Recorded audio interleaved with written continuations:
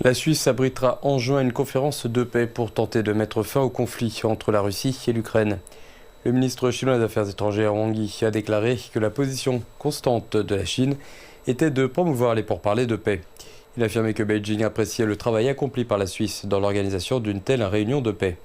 Il a indiqué que la Chine avait fait un certain nombre de suggestions constructives à la Suisse.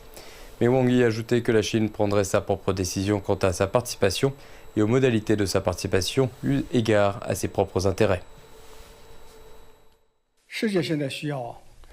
Le monde a besoin de voix plus équilibrées, positives et constructives sur la crise ukrainienne. À cette fin, la Chine et le Brésil ont publié conjointement un consensus en 6 points sur un règlement politique de la crise en Ukraine, soulignant la nécessité de respecter les 3 principes de désescalade de la situation. Cela comprend pas de débordement du champ de bataille, pas d'escalade du conflit, pas de provocation de la part des parties concernées.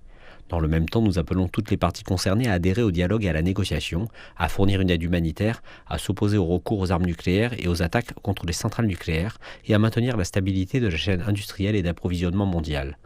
En à peu près l'espace d'une semaine, 45 pays ont répondu positivement au consensus en 6 points. Parmi eux, 26 ont confirmé leur intention de le rejoindre ou l'envisagent sérieusement.